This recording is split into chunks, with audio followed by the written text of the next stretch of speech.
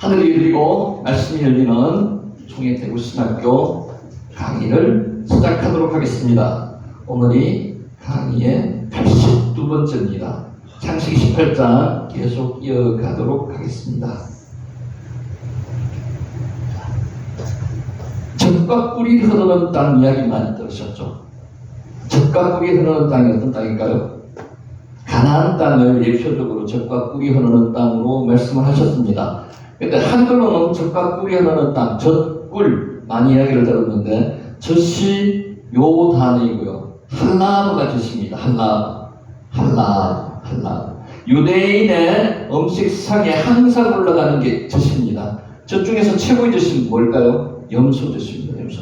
염소젖. 그리고 이게 떼바시 꿀입니다. 꿀. 젖과 꿀이 흐르는 땅, 할라브 떼바시. 이 두 글자 유념하시면서 한번 보시기 바랍니다. 성경에서 가나안 땅을 젖과 꿀이 흐르는 땅이라고 하였습니다. 젖과 꿀이 실제로 흐른다기보다는요, 예표적인, 상징적인 이야기입니다. 자, 젖과 꿀이 흐르는 땅이란 표현이 구약 전체에서 19번이나 나옵니다. 여기서 하겠습니다. 근데 정말로 가나안 땅은 젖과 꿀이 흐르는 땅이었다고 생각하십니까? 실제로 막 젖이 흐르고 꿀이 막 흘렀어요, 위에? 그렇지 않죠. 상징적입니다, 상징적. 자, 유대 전설에 이런 이야기가 있습니다. 전설입니다. 이걸 또 성경 이야기라고 믿으시면 절대로 안 돼요. 전설입니다. 흘러내려오는 이야기. 하나님이 세상을 창조하신 후 천사들에게 자갈과 바위를 세계 곳곳으로 뿌리고라고 명령하셨습니다. 그런데 천사가 자갈과 바위를 싣고 가다가 실수로 쏟아버렸습니다. 어디에? 가나안 지역에 쏟아버렸습니다. 그래서 가나안 지역에는 자갈과 돌덩이입니다. 좋은 땅이 없습니다. 옥토가 별로 없습니다. 자, 저서 뭐라고요? 할라브. 떼바시가 꿀입니다. 꿀. 드바시가 거기 겁니다. 떼바시. 가나안은 그만큼 돌이 많은 땅이라는 뜻입니다. 돌이 많습니다. 아브라함과 롯이 땅을 나눌 때 요단강 주변의 소할 땅은 에덴 동산처럼 좋았습니다. 그리고 또 에덴 동산은 비유 하나 있는 거 있죠. 애굽 땅과 같이 보였더라고 합니다. 그러니까 롯의 영적 상태가 옳지 않다고 말씀을 드렸습니다. 에덴 동산이랑 애굽을 비교할 수가 없습니다. 그만큼 육적인 부분에서 좋았다. 롯이 그때 육적인 부분에서 눈이 많이 육적인 부분으로 돌아갔다는 뜻입니다. 그런데 다른 곳은 아브라함도 크게 실망할 정도로 상황이 안 좋았습니다. 그러니까 헤브론 쪽에 롯이 아브라함이 있었거든요. 그쪽은 산 꼴짝입니다. 물도 없습니다. 초리도 없습니다. 안 좋았습니다. 젖과 꿀이 도저히 없었습니다. 그렇다면 젖과 꿀이 흐르는 땅이란 무슨 뜻일까요? 이제 한번 생각해 볼게요. 어떤 분들은 광야에서 유랑하는 시들과 비교하면 가나안 땅은 젖과 꿀이 흐르는 땅이라고 해석합니다. 맞습니다. 그죠? 광야는 아무것도 없습니다. 아무것도 없는 데가 광야입니다. 그런 거에 비해서 가나안 땅은 젖과 꿀이 흐르는 땅으로 비유될 만합니다. 광야에 비해서는. 근데 비유 자체가 조금 모순점이 있습니다.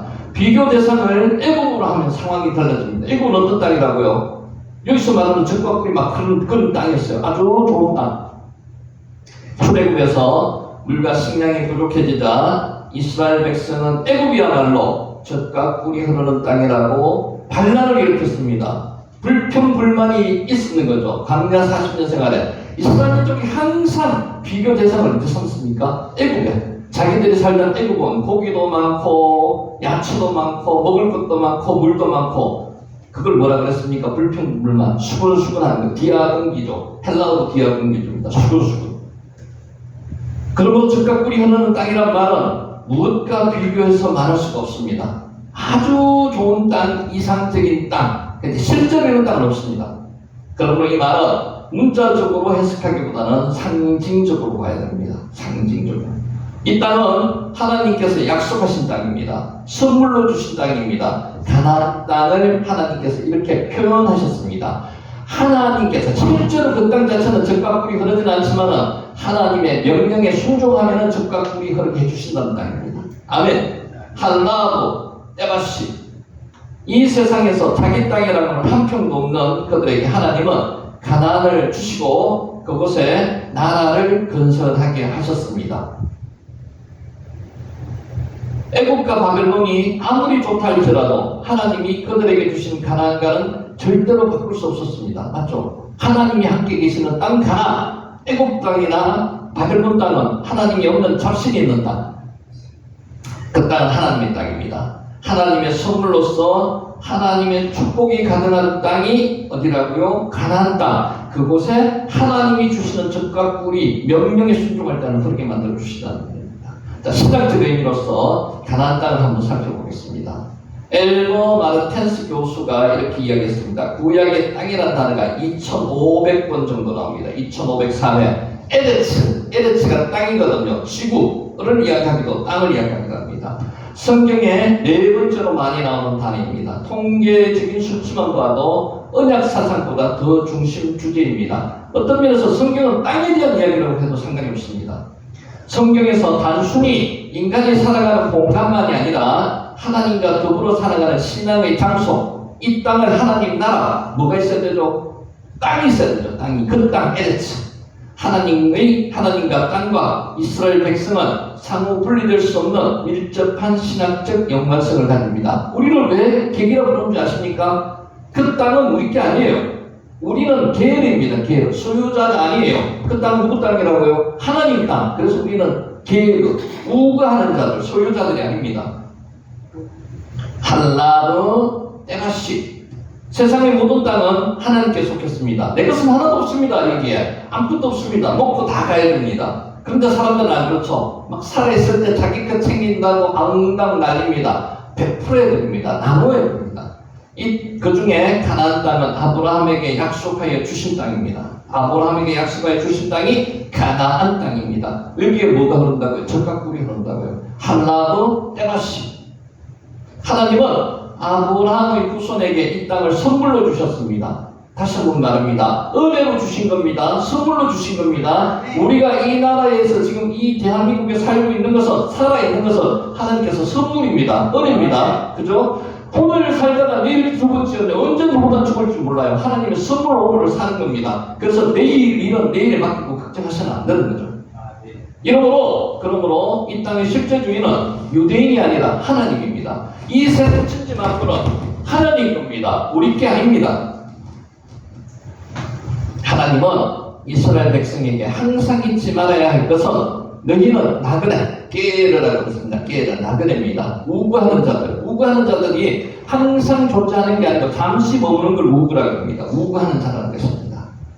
그러므로 지금 가나안 땅을 두고 팔레스타인 사람들과 땅의 소유권을 가지고 싸우고 있습니다. 실제로는 바람직하지 않습니다. 땅의 소유는 하나님 거기 때문에 같이 양분해가지고 살 수 있는 평화적인 방법을 모색해야 되는데 이스라엘 민족은 안 뺏길래 그러죠. 명분이 어디 있습니까? 하나님이 자기들에게 주신 땅이라고 하기 때문에 그렇죠. 지난번에 정의 말씀드렸잖아요. 정의는 국가와 민족과 이념과 이데올로기에 따라서 달라지는 게 정의입니다. 그거는 하나님의 공의가 아니에요. 하나님의 공의는 뭐라고요? 어느 곳에 가거나 정의가 되는 게 그게 공의입니다. 그래서 성경 말씀의 공의의 말씀이라고 얘기하죠.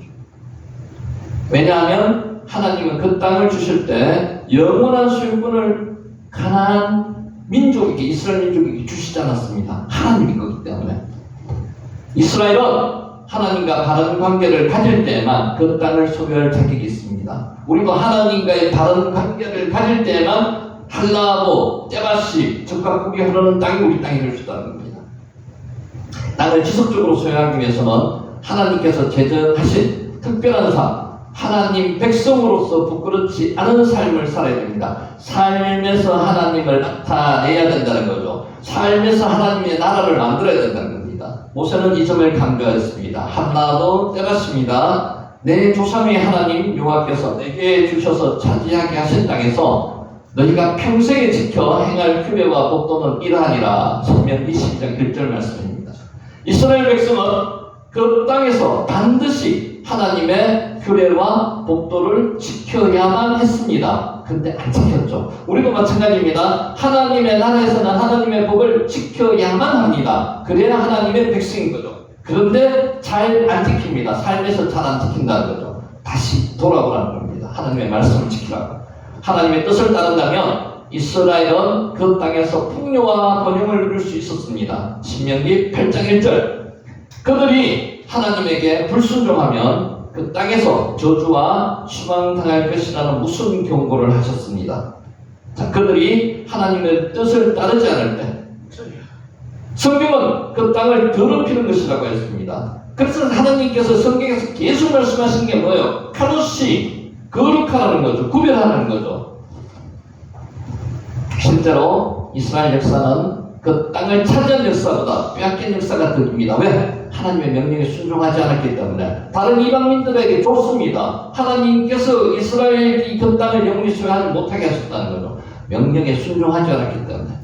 그만큼 그들이 하나님의 뜻을 바로 실천하지 못했다는 것입니다. 한라도 때마시, 젖과 꿀.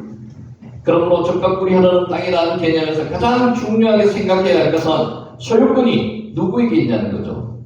송 집사님의 소유권이 누구한테 있습니까? 개인 본인 소유가 아니에요. 하나님 소유라는 겁니다. 땅도 마찬가지, 몸도 마찬가지, 모든 것, 천지 만물이 하나님 소유라는 겁니다. 그 땅을 차지할 만한 신앙적인 삶을 사느냐에 따라서 젖과 꿀이 흐르기도 하고 그렇지 않기도 합니다. 오늘 우리도 마찬가지예요. 우리가 지금 삶을 살면서 평안을 누리고 행복을 누리고 은혜를 누리고 사는 삶은 젖과 꿀이 흐르는 삶이 되는 거죠. 하나님의 명령에 순종할 때 안 그러면 젖과 꿀이 흐르지 않습니다. 악이 가득한 세상이라는 거죠. 만일 그들이 하나님의 뜻에 따른다면 그들은 그 땅에서 젖과 꿀이 흐르는 풍요를 누릴 수 있습니다. 단서조항이 있습니다. 하나님의 명령에 따른다면, 하나님의 뜻대로 산다면. 자, 지리적인 입장에서 한번 젖과 꿀이 흐르는 땅을 한번 해석해 볼게요. 여기 할라도 때바시입니다. 그냥 글자는 모르더라도 할라도, 저 때바시, 꿀. 고대 근동 지방이란 큰 영역에서 볼 때 이스라엘은 비옥한 반달에 속합니다. 여기 반달이죠. 이렇게. 여기 이스라엘입니다. 여기가 메소포타미아 문명이에요. 이렇게 되어 있습니다. 이집트도. 자, 이러한 지리적 특성은 교통의 중심지로서 문화와 문명의 형성에 중요한 역할을 한다는 것입니다. 이스라엘 민족의 국토의 위치상, 대한민국의 국토의 위치상 비슷한 점이 많습니다. 지정학적으로, 지리적 정치학적으로 아주 중요한 자리입니다. 이스라엘도 아주 중요한 자리, 우리나라도 아주 중요한 자리. 두 나라의 공통점이 뭔지 아십니까? 외세의 침략을 엄청 많이 받았다는 겁니다. 그만큼 중요하기 때문에. 성경은 이곳에서 각 열방과 민족이 발생하였음을 족보로서 보여줍니다. 이곳에서 그게 다 발생했습니다. 아브라함의 후손인 이스마엘 민족, 이스마엘의 후손인 아랍 족속, 에서의 후손, 에돔 족속, 그리고 모압 족속, 암몬 족속, 많은 족속의 뿌리가 어디 있다고요? 요 지역에 있습니다. 이스라엘, 그 나라, 그 민족, 그 살고 있는 그쪽에 있습니다. 뿐만 아니라 이곳은 종교의 중심지입니다. 한나도 때바시. 이스라엘은 이곳에서 여호와를 바로 섬기며 모든 민족과 열방에게 빛을 드러내어야 합니다. 근데 실제로 그렇지 못했다는 거죠. 자, 생활 경제적인 측면에서 살펴보겠습니다. 젖과 꿀이 흐르는 땅의 이야기입니다. 이게 꿀입니다. 꿀벌이 여기 집에다가 꿀을 모으는 겁니다. 젖과 꿀은 가나안 땅에서 생산되는 대표적인 대표 산물입니다. 젖과 꿀 중에서도 염소젖이 제일 상품으로 칩니다. 가나안 땅에서 이루어지는 경제적 활동이 무엇인지를 규정하고 있습니다. 고대 이스라엘 조상은 목축업에 종사했습니다. 왜 목축업에 종사했을까요? 땅을 농사를 지을 만한 비옥한 땅이 별로 없었습니다. 그래서 양목이고 소목이고 이렇게 연소목이고 이렇게 했다는 거죠. 이스라엘 땅 자체가 사막과 인접하였기 때문에 목축은 이스라엘의 중요한 경제 수단이었습니다. 그래서 이제 젖이 많이 나오는 거죠. 꿀은 두 가지 종류가 있습니다. 첫 번째 종류는 야생 벌꿀들이 만드는 꿀로서 때바시라고 하기도 하고 드바시라고 하기도 합니다. 그래서 야생꿀을 이야기하는 겁니다. 야생꿀 외에 과일나무에서 얻는 즙으로서 꿀도 있습니다. 즙을 내면 꿀이 나오거든요. 단 게 나옵니다. 그것을 뭐라고 하는가 하면 아시스라고 합니다. 이스라엘에서 이런 과일적 형태의 꿀을 아시스라고 합니다. 아시스. 자, 주로 무화과 나무와 종려나무 열매로 인위적으로 사람이 만든 꿀이라는 것. 그걸 뭐라고요? 아시스. 원시 상태의 꿀 그대로가 때바시, 드바시 두 가지 꿀입니다. 이스라엘은 과일나무가 풍성하여서 야생꿀보다 아시스가 훨씬 많았습니다. 따라서 젖과 꿀은 풍요로움의 상징입니다.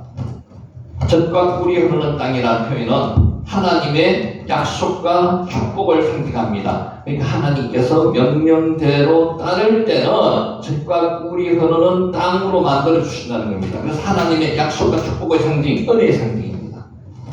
자, 네 번째, 긍정적 영향과 부정적 영향, 젖과 꿀이 흐르는 땅에 대해서 한번 배웠습니다. 한나도 때마시 글자 한번 보세요. 젖과 꿀이 흐르는 땅이란 표현이 가지는 긍정적인 면이 있습니다. 이 표현은 이스라엘 백성에게 희망과 기대를 심어주었습니다. 가나안 땅 하면 이 사람들이 뭘 생각합니까? 젖과 꿀이 흐르는 하나님이 주신다, 이걸 생각한다는 거죠. 광야 생활하는 동안에 그들이 어려움과 고난을 견디고 승리할 수 있었던 것은 젖과 꿀이 흐르는 땅에 대한 소망 때문이었습니다. 조금만 참고 있으면 젖과 꿀이 흐르는 땅에 우리가 들어갈 수 있을 것이라는 그 희망, 그 때문에 40년을 참았다는 거죠. 견뎠다는 겁니다. 약속의 땅에 도달하는 것이 그들의 목표였기 때문에 이 표현은 그들이 앞으로 나갈 수 있는 원동력이 되었습니다. 1000년 이상을, 2000년 이상을 나라 없는 민족으로 떠돌아다닐 때는 뭘 생각했다고요? 젖과 꿀이 흐르는 땅, 이 소망이 있었다는 겁니다. 둘째, 젖과 꿀이 흐르는 땅이란 표현은 하나님의 약속과 신실함의 상징입니다. 하나님의 약속이라는 거죠. 젖과 꿀이 흐르는 가나안 땅은 하나님의 약속입니다. 아브라함으로부터 시작한 약속입니다. 하나님께서 그들에게 주시기로 한 땅은 하나님의 은혜와 언약의 성취를 나타내는 땅입니다. 이스라엘 백성은 이 땅을 통해서 하나님의 신실하심을 체험했습니다. 하나님의 말씀을 체험하는 거죠. 하나님의 보호하심과 인도하심을 확신했습니다. 따라서 젖과 꿀이 흐르는 땅이라는 표현은 그들의 신앙을 더욱 굳건하게 하는 역할을 했다는 것입니다. 그래서 우리가 생각하는 이 젖과 꿀이 흐르는 땅과 이스라엘 백성들이 생각하는 젖과 꿀이 흐르는 땅은 차이가 있습니다. 근데 공통점이 있습니다. 우리는 영적 이스라엘이기 때문에 영적으로 젖과 꿀이 흐르는 땅에 하나님께 공통점이 있다는 거예요. 아멘. 셋째, 이 표현은 이스라엘 백성을 하나로 뭉치게 하는 역할을 했습니다.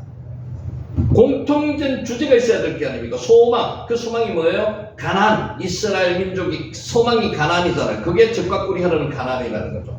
그들은 하나님의 약속을 받은 백성이라는 자부심을 가지고 이 땅을, 젖과 꿀이 흐르는 가나안 땅을 차지하기 위해서 함께 싸우며 함께 공동체로서 연대를 가능하게 했습니다. 지금도 그렇습니다. 이스라엘 민족의 공동체를 형성할 수 있는 구심점이 되는 게 하나님 신앙 첫 번째고요. 그 나머지 부수적으로 젖과 꿀이 흐르는 가나안 땅이라는 개념이 있다. 물론 부작용도 있습니다. 이스라엘 백성은 젖과 꿀이 흐르는 땅이라는 표현을 듣고 그 땅에 들어가기만 하면 모든 문제가 해결될 것이라는 기대를 가졌습니다. 우리도 비슷합니다. 영적으로 우리가 하나님의 자녀가 되면 모든 것이 젖과 꿀이 흐르는 땅처럼 다 잘 될 것이라고 생각하는데 그렇지 않습니다. 시련과 고통은 더 많습니다. 왜? 하나님의 축복의 사랑하심의 표현이기 때문에 그렇습니다. 그러나 사실 그들은 가나안 땅에 들어가서 또 다른 도전과 어려움을 극복해야만 했습니다. 그 땅이 비록 광야보다 비옥하고 좋은 땅이지만 하나님 나라는 자동으로 주어지는 게 아닙니다. 하나님 나라는 자동으로 주어지는 게 아닙니다. 우리가 하나님께서 주시는 시련과 고난과 그 어려움을 극복해야지만 하나님 나라에 들어갈 수가 있는 겁니다. 그들이 수고하고 애써서 만들어 가야 할 나라가 젖과 꿀이 흐르는 땅이라는 가나안 땅이라는 겁니다. 이 때문에 일부 사람들은 실망하거나 좌절했습니다. 그래서 실망하거나 좌절하시면 안 됩니다. 다 남들은 잘 되는 것 같은데 나는 왜 이래요? 이렇게 좌절하실 필요 없습니다. 하나님이 젖과 꿀이 흐르는 땅에 들어가기 위한 하나님의 축복이라는 거죠. 사전 축복이라는 겁니다. 그들은 여호와 하나님을 버리고 가나안의 바알신을 섬기는 경향을 드러냈습니다. 가나안 땅은 성공과 성취의 상징이 아니었습니다. 하나님과 바른 관계를 통해서 새롭게 만들어 가야 되는 땅이 젖과 꿀이 흐르는 가나안 땅이라는 겁니다. 자, 땅이 주는 풍요에 의존해서 하나님과의 관계를 망각하거나 형식적으로 유지하려고 할 때 그들은 실패합니다. 우리도 마찬가지입니다. 형식적으로 유지하려고 해서는 안 되죠. 실제로 하나님을 직접 체험하고 그 하나님의 말씀을 따라야 된다. 가나안 땅에 들어간 이스라엘 백성은 영적으로 나태해졌습니다. 하나님을 멀리하는 경향을 보였습니다. 사람이 뭔가 좀 편안한 상태로 들어가면 뭔가 다른 하나님을 찾는 것보다는 다른 세상 것을 찾기 쉽습니다. 가나안 백성, 이스라엘 백성도 그랬다는 거죠. 다 이룬 것이 아닌데도 다 이루었다고 착각했기 때문입니다.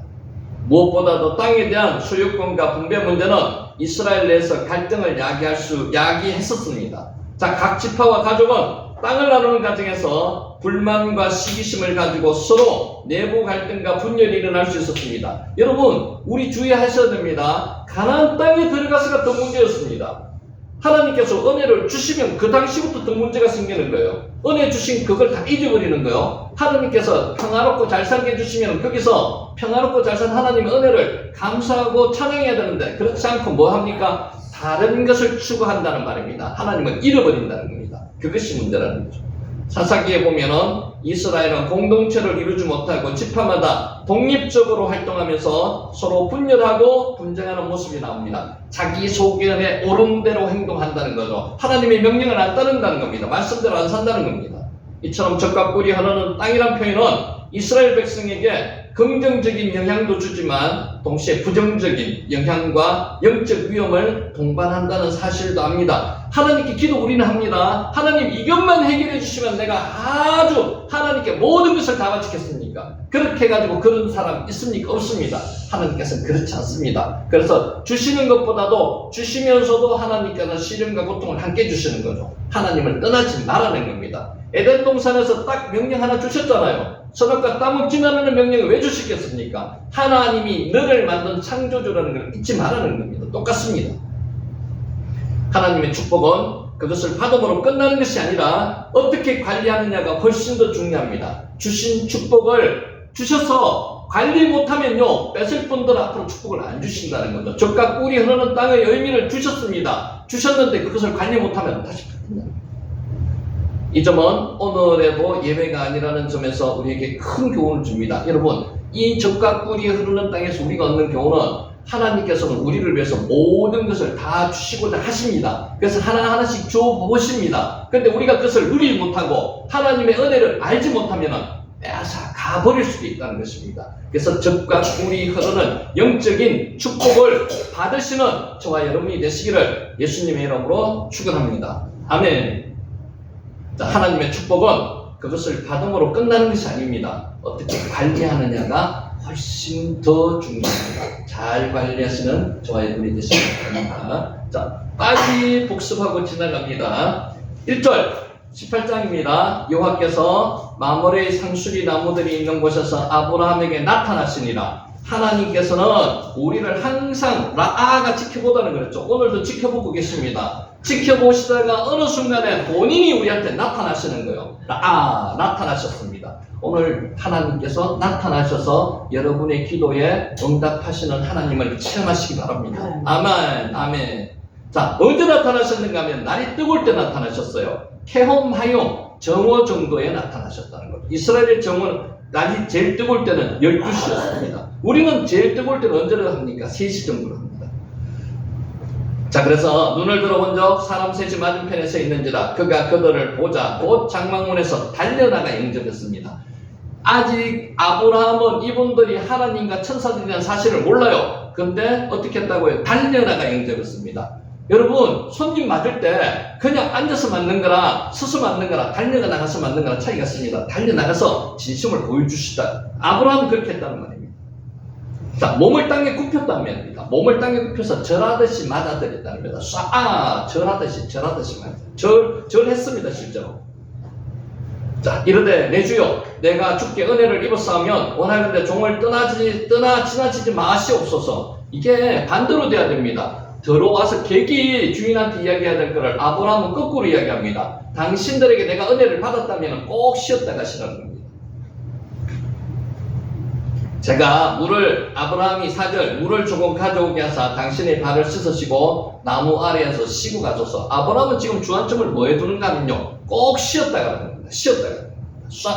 의지하다는 겁니다. 5절 내가 떡을 조금 가져오니니 당신들의 마음을 상쾌하게 하신 후에 지나가소서. 당신들이 종에게 오셨음이니이다. 그들이 이르되 내 말대로 그리하라. 마음을 상쾌하게 하신 후에 지금 여행하는 표류를 다 풀고 가시라는 겁니다.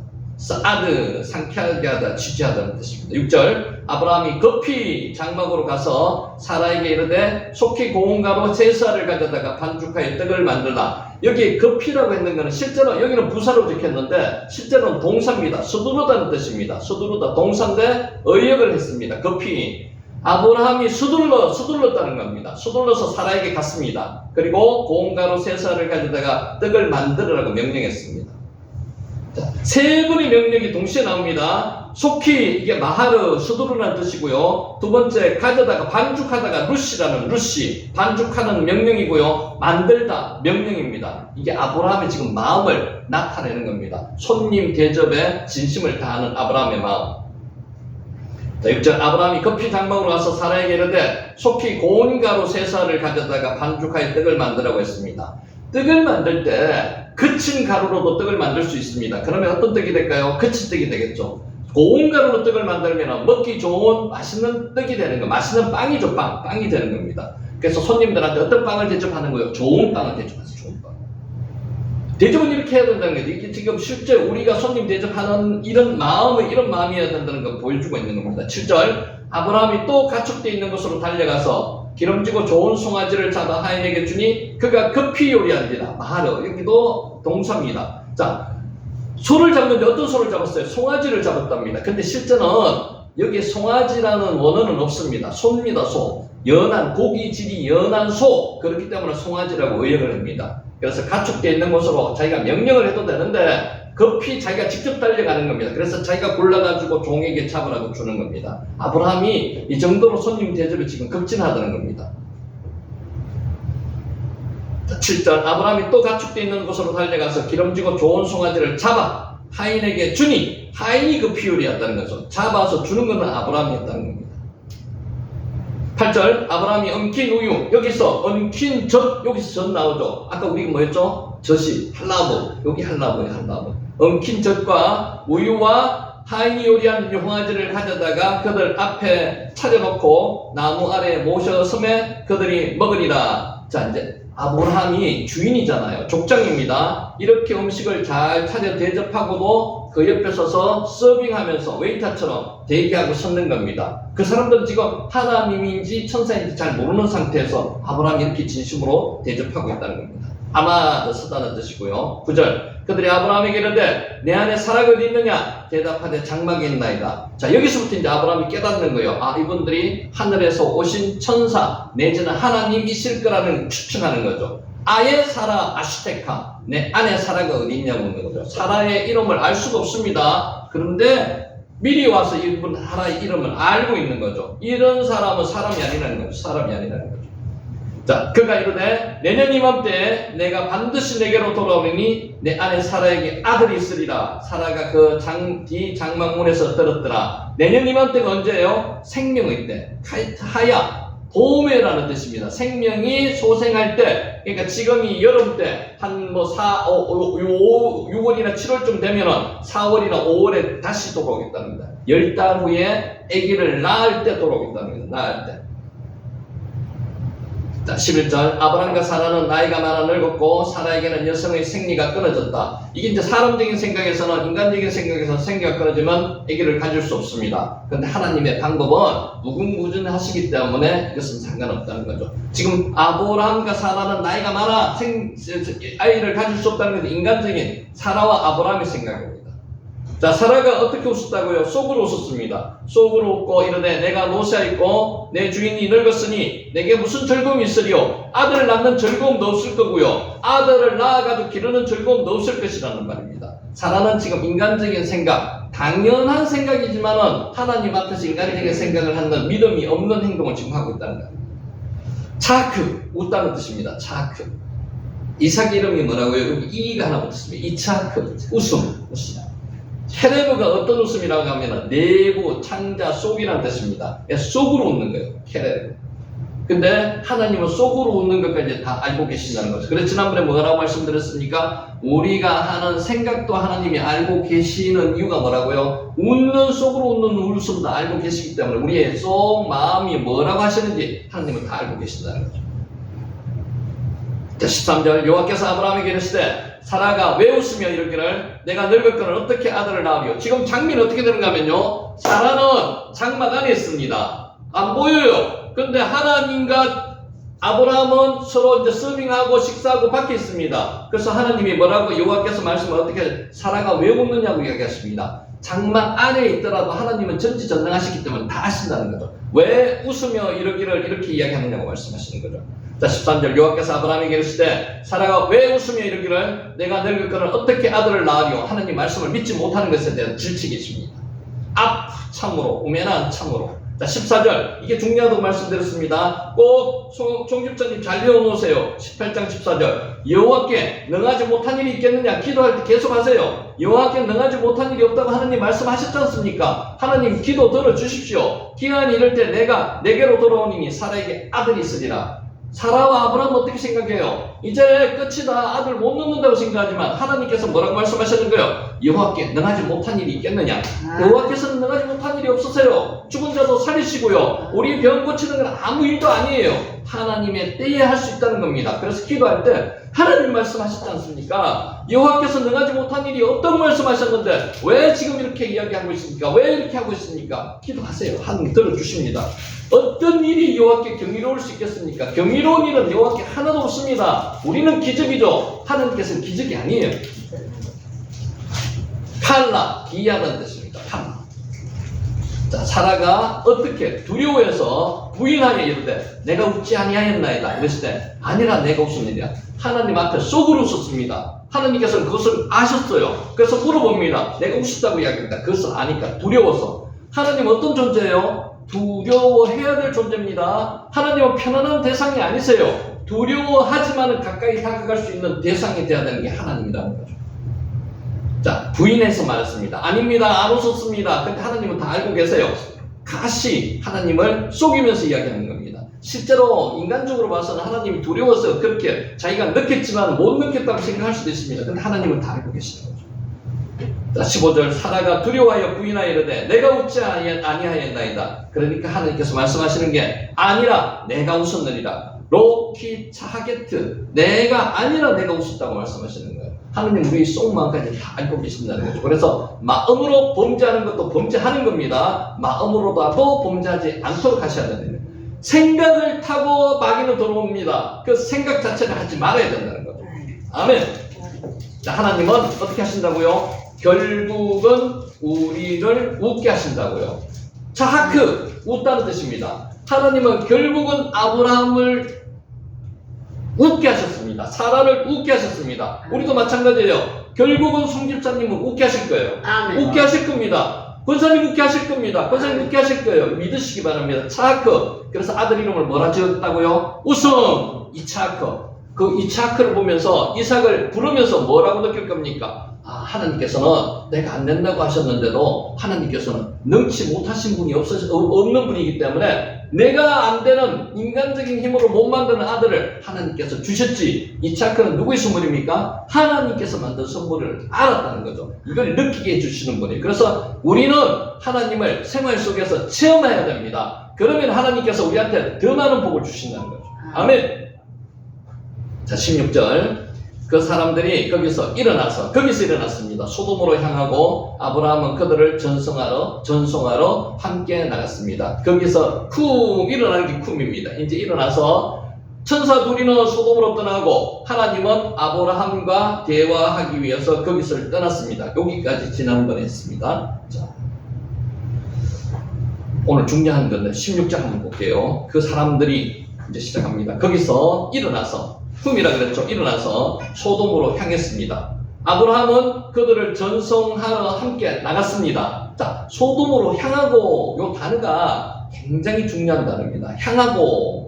향하고라는 단어가 그냥 단어가 아니고요. 내려다보다는 단어입니다. 하나님께서 그 사람들이 거기서 일어나서 소돔을 내려다보고 이런 뜻입니다. 이것을 의역을 해서 향하고라고 적었습니다. 하나님께서 이거를 성경에서는 어떻게 표현했는가 하면요. 굽어 살펴보신다는 의미로 하나님이 성경에 많이 이야기하십니다. 우리를 굽어 살펴보시는 거예요. 라아라는 단어도 하나님께서 보시는 거지만 더 적극적인 단어로 살펴보시는 거예요. 자, 여기서 내려다보다는 것은 위치 자체가 소돔이 아래쪽에 있습니다. 그런데 위치 자체상 내려다보신다는 뜻도 되지만 실제 의미는 우리의 생활 하나하나를 굽어 살펴보신다는 겁니다. 소돔을 이때까지 굽어 살펴보셨어요. 그리고 내려오셨는 겁니다. 우리 한 사람 한 사람을 굽어 살펴보시는 분이 누구시라고요? 하나님이시라고. 그 단어가 뭐예요? 사카프예요, 사카프. 굽어 살펴보시는 겁니다. 우리는 하나님이 굽어 살펴보시는 하나님의 자녀들이라는 거예요. 그래서 우리는 걱정할 필요가 없습니다. 지금 당장 남이 볼 때는 어떻게 보고 이거 걱정하실 필요 없어요. 시련과 고난도 걱정할 필요 없어요. 누가 나보다 더 걱정을 하세요? 하나님이 더 걱정하세요. 그러니까 하나님이 그 걱정하시는 걸 왜 내가 걱정하냐고요. 걱정하지 마시고 맡기세요. 사카프, 하나님이 오늘도 송대찬 집사님을 내려다보고 계십니다. 권사님 내려다보고 계세요. 사카프, 굽어 살피신다. 내려다보다 이 뜻이 사카프입니다. 내려다보다, 위치상으로 내려다보다 사카프입니다. 자, 강조의 뜻을 지니고 있는데 실제 아브라함이 살던 헤브론 지역은 높은 지역, 여기 있는 수알과 고모라 지역은, 소돔과 고모라 지역은 낮은 지역. 그래서 지형학적으로 높은 지역에서 낮은 지역으로 내려다보다 이런 뜻도 되지만 실제 의미는 하늘 높은 곳에서 우리 자녀들을 내려다보고 계신 게 그게 사카프예요. 사카프. 내려다보시는 거죠. 자, 소돔으로 향하고, 그러니까 실제는 향하다는 뜻이 아니에요. 곧 향해서 갔다는 이런 뜻이보다 소돔을 내려다보다, 이게 뭔 뜻입니다. 심판을 집행하시는 공의로우신 하나님. 오늘 이제 공의 자주 나옵니다. 공의가 어떤 일이냐고요? 어떤 곳에 가든지 공의는, 하나님의 공의는 정의입니다. 사람의 정의는요, 대한민국의 정의가 북한에 가면 정의가 아니에요. 맞죠? 왜 그렇습니까? 그 민족과 이데올로기에 따라서 다른 정의가 적용되기 때문에 그렇습니다. 그것은 그 정의는 공의가 아니에요. 하나님의 공의는요, 어디 가나 똑같이 공의롭습니다. 공통적으로 정의입니다. 공의로우신 하나님께서 저주받을 자들에게 얼굴을 향하듯이 엄정하게 소돔을 심판하기 위해서 진노의 얼굴을 소돔으로 향하는 장면, 소돔을 굽어 살펴보시는 그런 장면이시기 때문입니다. 하나님의 시선은 두 가지입니다. 항상 하나님은 공의의 하나님이고 사랑의 하나님이시나요? 사랑의 눈으로 자녀들을 굽어 살펴보십니다. 공의의 하나님은 심판의 대상으로 이 세상을 굽어 살펴보십니다. 그게 무슨 단어라고요? 샤카프입니다. 샤카프. 그 굽어 살펴보신다. 하나님이 인간을 굽어 살펴보시는 것은 우리 자녀들은 사랑의 눈으로 살피신다고요. 공의의 눈으로 심판의 대상으로 살피시는 이 세상을 그렇게 살피신다고요. 오늘도 하나님이 공의의 눈으로 우리를 살펴보시는 분인 줄을 믿으시는 저와 여러분이 되시기를 예수님의 이름으로 축복합니다. 아멘. 자, 여기 샤카프입니다. 샤카프. 내려다보다 이게 굽어 살펴보신다는 뜻입니다. 샤카프. 원어 하나하나의 참 뜻이 묘합니다. 미묘합니다. 그러니까 이 글자 자체가 어렵다 생각하시면 어렵게 그냥 지나가세요. 근데 하나님께서 우리를 어떻게 하신다고요? 공의의 눈으로, 사랑의 눈으로 살펴보시는 분입니다. 아멘. 아멘. 그러니까 절대로 혼자가 아니라는 거예요. 혼자라고 외로움 가지고 사실 이건 절대로 아닙니다. 사람은요, 같이 있더라도 외롭습니다. 그렇지 않습니까? 하나님은 같이 있으면요, 하나님을 체험하면 외롭지 않습니다. 절대로 외롭지 않습니다. 16절, 그 사람들이 거기서 일어나서 소돔으로 향하고 아브라함은 그들을 전송하러 함께 가시는, 이것도 중요합니다.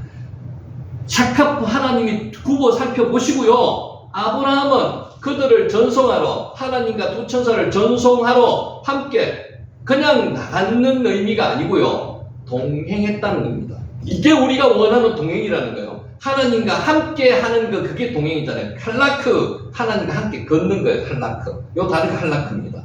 그들을 전송하러 함께 나가니라. 할라크, 여기 홀레크 할라크입니다. 임맘, 레살렘, 그들을, 살라가 보낸다는 뜻이거든요. 그들을 보내기 위해서 할라크, 함께 걷는다는 겁니다. 우리의 최종 목표가 하나님과 함께 걷는 게 아니겠습니까? 오늘 이 순간도 하나님과 함께 하시면 두려움이 없습니다. 하나님과 함께 하셔야 됩니다. 함께, 임마누엘 하나님께 하나님과 동행해야 됩니다. 할라크.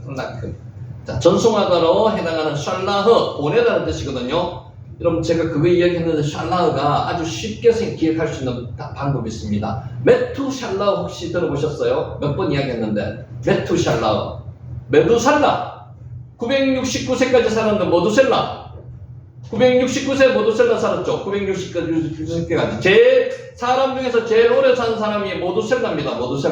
모두셀라 이름이 뭐라고요? 메투샬라입니다. 메투샬라.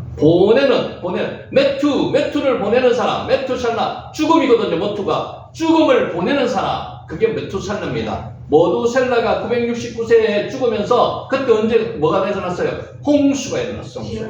대홍수가 일어났다가 969세예요. 그래서 머투셀라 기억하시면 샬라흐 기억하실 수 있습니다. 샬라흐. 자, 소돔으로 향하는 하나님과 두 천사에게 먼 거리까지 함께 동행하셨습니다. 동행하다가 뭐요? 할라크. 하나님과 함께 동행하는, 우리가 최종적으로 원하는, 기도하면서 항상 이야기하죠. 저와 동행해 주시고, 그 동행이 할라크예요. 아브라함은 하나님과 동행하러 나갔다는 말입니다. 그들을 배웅했던 아브라함의 정성어린 섬김을 암시하는 게 오늘 이 단입니다. 그래서 16절이 참 중요해요. 14절도 중요하고 다 중요하지만은 16절, 그 사람들이 거기서 일어나서, 하나님과 두 천사가 거기서 일어나서 소돔으로 향하고 굽어 살펴보시고, 소돔을 굽어 살펴보시고, 또 아브라함은 그들을 전성하러 함께 나가니라. 나가다가 할라크, 동행하다는 뜻입니다. 그래서 이 단어 앞에 보죠. 샤카프, 할라크, 샤카브, 굽어 살펴보다는 단어하고요. 이 단어하고 두 개를 좀 기억하시기 바랍니다. 샤카프. 내려다보다, 굽어 살펴보다. 할라크, 걷다, 동행하다. 자, 16절. 자, 17절. 여호와께서 이르시되 내가 하려는 것을 아브라함에게 숨기겠느냐. 질문이 있습니다. 질문 한번 잘 보세요. 지금 이 말씀은 하나님께서 누구에게 하시는 말씀인 것 같아요? 누구한테?